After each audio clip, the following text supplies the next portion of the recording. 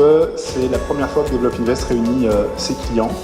Et ce que nous vous proposons, c'est justement d'échanger sur les retours d'expérience en matière de formation professionnelle. Ce qu'on veut vraiment, c'est placer cette rencontre-là sous le signe de l'échange et du retour d'expérience mutuel.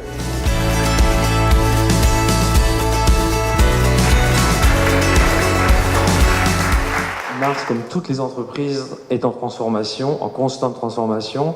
Il y a néanmoins des éléments essentiels qui ne changent pas dans cette compagnie. La fonction RH, nous sommes ici en support du business. Moi, mon rôle, c'est 70%, je parle de business, je passe beaucoup plus de temps dans le business que dans la RH. Nous sommes très vigilants à ce que l'on fait en termes de RH permette au business de croître. Et mettre l'apprenant au centre de tout, et c'est lui qui décide, c'est lui qui est l'architecte de son développement.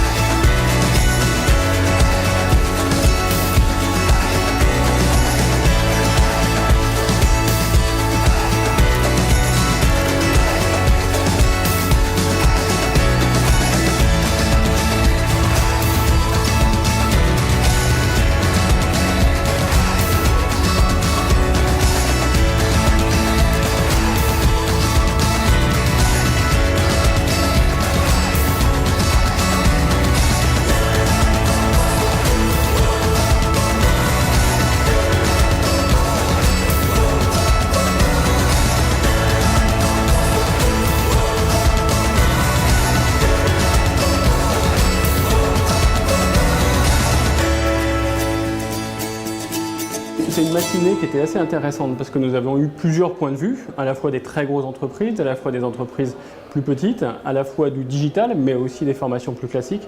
Donc derrière ça, on a pu couvrir des sujets et des approches différentes. Et c'est ça qui est intéressant, je trouve, dans les rencontres, parce que c'est la capacité de s'enrichir des uns des autres. C'était une bonne prise de hauteur et une bonne prise de recul par rapport à ce qu'on vit, nous, au sein de nos entreprises. On nous a demandé de venir présenter une expérience, mais c'était aussi pour nous une opportunité d'échanger avec l'entreprise et de nous enrichir, de comprendre un peu d'autres problématiques d'autres compagnies.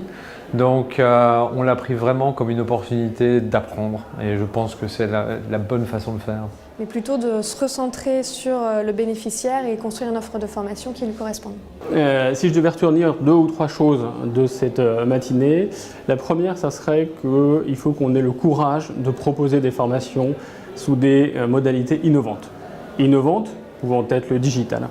La deuxième chose, c'est que le digital ne détruit pas l'humain, mais doit le renforcer. Ou l'humain est renforcé par le digital. Et c'est bien, mais il faut avoir un objectif qui est très précis, donc être lié avec le CODIR pour bien définir en fait, nos objectifs et du coup bien driver les choses.